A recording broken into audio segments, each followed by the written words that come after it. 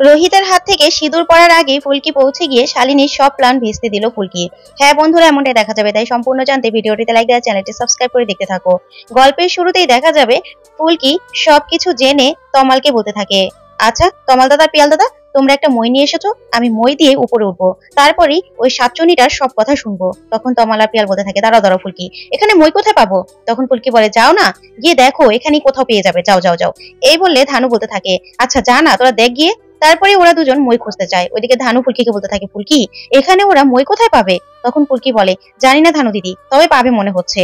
তারপরে দেখা যাবে ফুলকি খুব চিন্তা করতে থাকে। ওইদিকে তমাল আর পিয়াল একটু এগুলেই দেখতে পায় একটা লোক মই বেয়ে উঠে গাছের ডালা কাটছে। ঠিক তখনই তার মইটা নিয়ে দৌড় দিতে চাইলেই তখন লোকটা বলতে থাকে, আরে মশাই আপনারা কোথায় যাচ্ছেন আমার মই নিয়ে? আমি নামবো তো। তখন তমাল বলতে থাকে, দাদা আপনি একটু ওয়েট করুন, 5 মিনিট পরে আপনার মইটা নিয়ে আমরা আসছি। এই বলি মই নিয়ে দৌড়ে ফুলকির কাছে চলে আসে তমাল আর পিয়াল, আর বলতে থাকে, ফুলকি এই নাও মই, এবার উঠে পড়ো তো। তারপরে ওরা মইটা ধরলেই ফুলকি মই বেয়ে উঠে জানালা দিয়ে তাকিয়ে থাকে। আর তখনই শালিনী সেই এজেন্সির মহিলাকে বলতে থাকে যে আমি যেটা বলেছি সেটাই যেন ঠিক মতো হয়। তখন ওই মহিলা বলে, আচ্ছা শালিনী ম্যাডাম, আপনার সবগুলো ইভেন্ট তো আমরাই কভার করি, তাহলে আপনি আজকে কেন এত টেনশন করছেন? তখন শালিনী বলে, দেখুন ওই কালীতলার দিঘির মোড়ে যে কালীতলা আছে সেখানে কিন্তু ইভেন্টটা, আর ইভেন্ট পুরোটা কভার করতে হবে।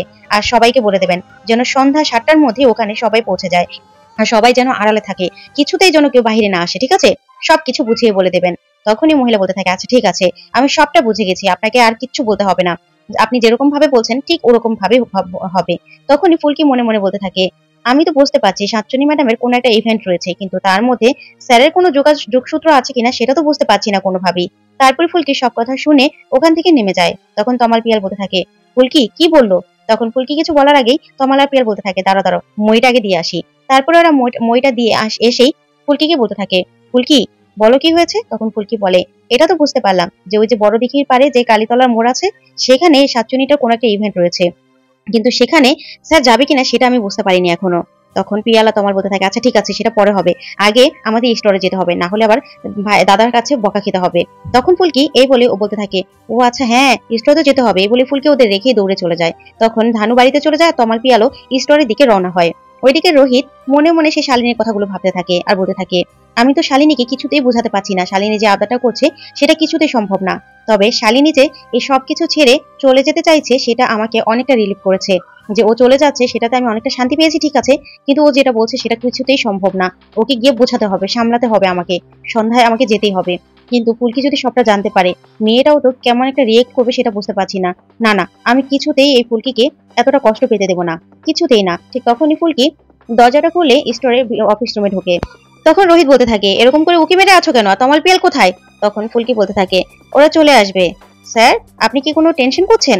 তখনই তমালা পিয়াল চলে আসলে রোহিত বলতে থাকে, দেখ তোদেরকে একদিন একটু আগে আসতে বললেই তুই এরকম একটা ভাব করিস না যে আসতেই পারিস না কেন? তোদের কি এরকম মনে হয় যে ইষ্টটা যখন মনে ইচ্ছে করবে আসবি, যখন ইচ্ছে করবে না আসবি না, এরকম? তখন তমাল বলতে থাকে, না না রোহিত, এরকম রাগ করছিস কেন আজকে? তখন রোহিত বলতে থাকে, আসলে আজকে একটা মিটিং রয়েছে সন্ধ্যাবেলায়, ঠিক আছে, সেখানে তোরা আজকে যাবি, আর তমাল তুই কথা বলবি। তখন তমাল বলে, আমি কথা বলবো মানে তুই কোথায় যাবি?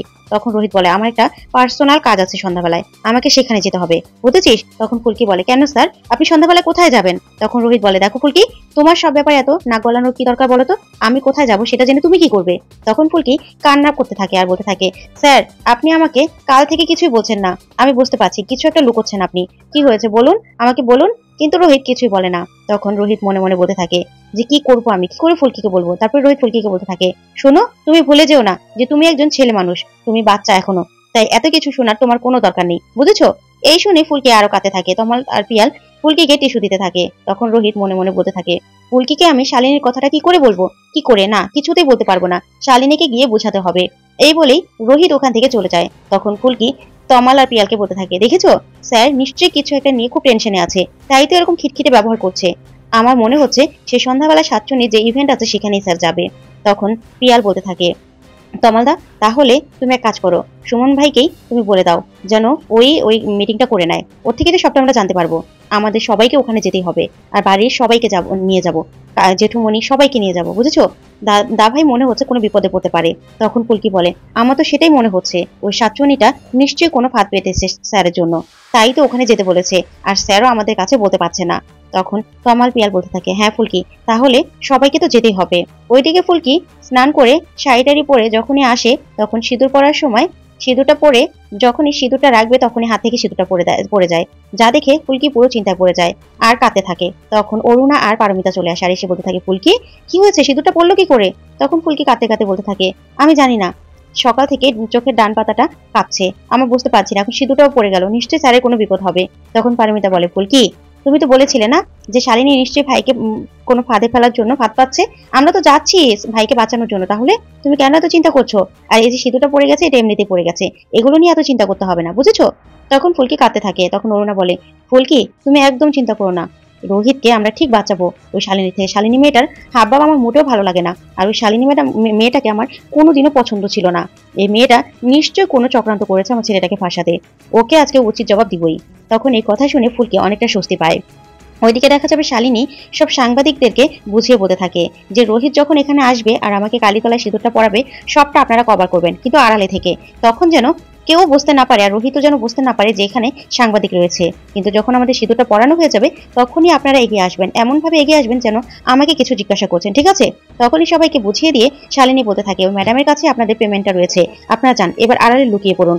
তখন সবাই লুকিয়ে পড়লে শালিনী মনে মনে বলতে থাকে, এবার শুধু রোহিতের আসার পালা।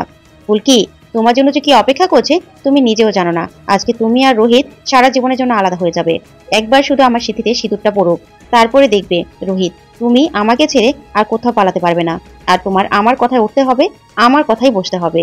এই কথাগুলো ভাবতে থাকে শালিনী, আর শালিনী বলতে থাকে, এই শালিনী মিত্র কখনো হারতে শিখেনি, আর এবারও ফুলকি দাসের কাছে কিছুতেই শালিনী মিত্র হারবে না।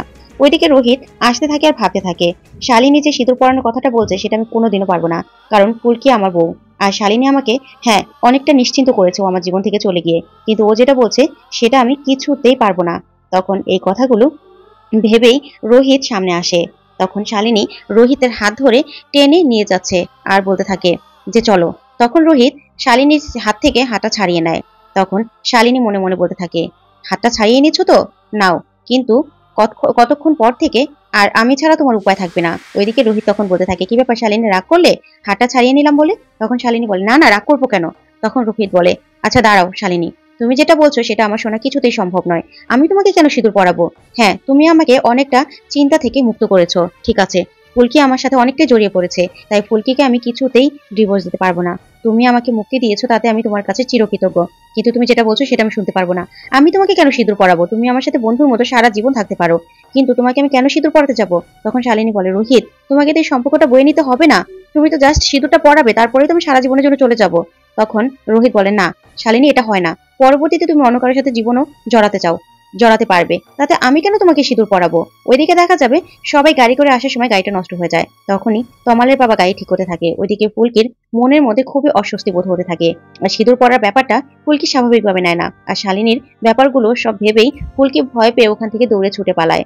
তখনই তমালের বাবা বলে, বৌদি তুমি কি ভাবছো, ফুলকি কেন এত ভয় পাচ্ছে? তখনই অরুণা বলতে থাকে, শানু তুমি তাড়াতাড়ি গাড়িটা ঠিক করো, ফুলকি যেহেতু বিপদের আশঙ্কা করছে, নিশ্চয় কোনো বিপদ ঘটতে চলেছে, কারণ ওই শালিনীকে কিছুতেই বিশ্বাস নেই। ওইদিকে দেখা যাবে শালিনী মনে মনে বলতে থাকে, রোহিত তুমি আমার কাছ থেকে পালাতে চাইছো, কিছুতেই আজকে পালাতে পারবে না, তুমি আজকে কিছুতেই তুমি পালানোর পথ পাবে না, আজকে আমাকে তোমাকে সিঁদুর পরাতে হবে, আর আমার কাছে তোমাকে বাধা পড়তে হবে, তারপরেই কালকে নিউজে শুধুমাত্র এই খবরটাই ভাসবে যে শালিনী মিত্র আর রোহিতের পুনর্মিলন। এই ভেবে শালিনী খুশি হতে থাকে, কিন্তু রোহিত কিছুতেই সিঁদুর পরাতে চায় না। রোহিতের হাত ধরে শালিনী জোর করে সিঁদুর পরাতে গেলে